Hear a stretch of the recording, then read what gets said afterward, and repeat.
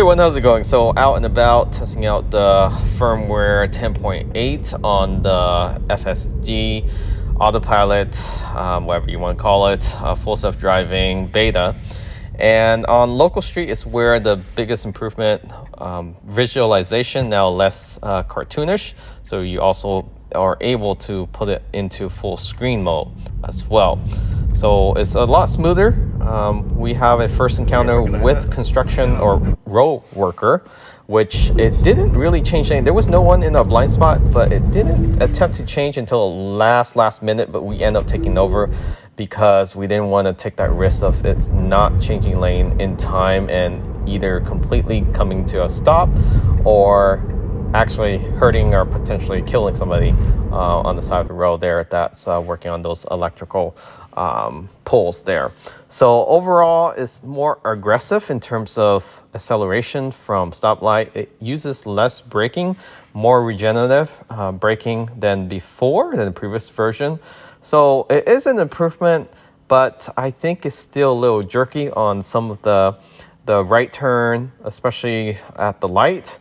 It hesitates way too much, or it just takes too much of a risk.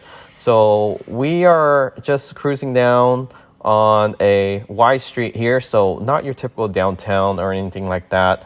Very easy for full self-driving to be able to at least understand the road condition. Not a lot of traffic either, but it still struggle on some part, especially into parking lots and parking spaces. Like here, we had to take over completely because it got confused with a car backing up, two cars backing up, and we just didn't want to get bump into, especially that Honda right there. We didn't want to do a Honda bump where we have to turn in the video to Wham Bam Tesla Cam.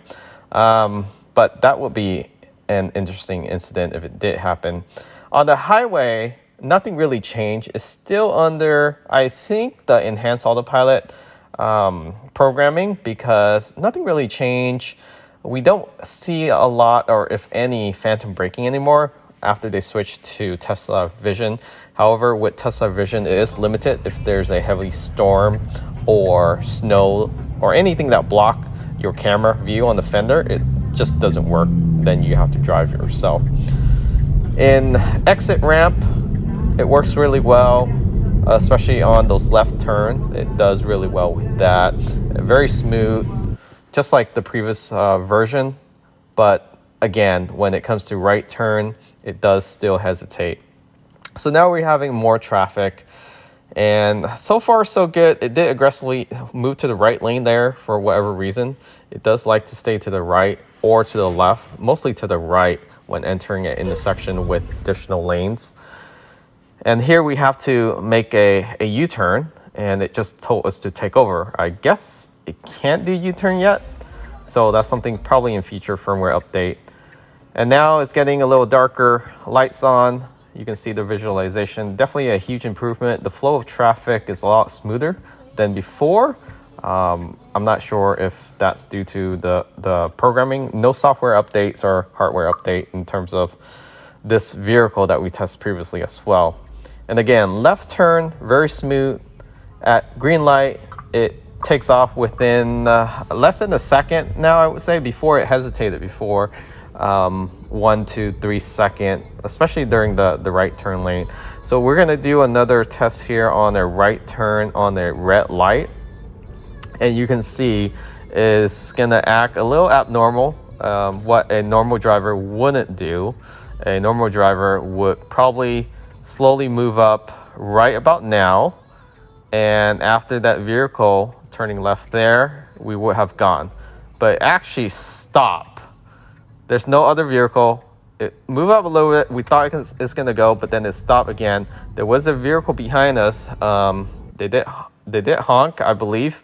So you're going to get honked at a lot driving full self-driving with the beta. But it had a hard acceleration onto the on-ramp.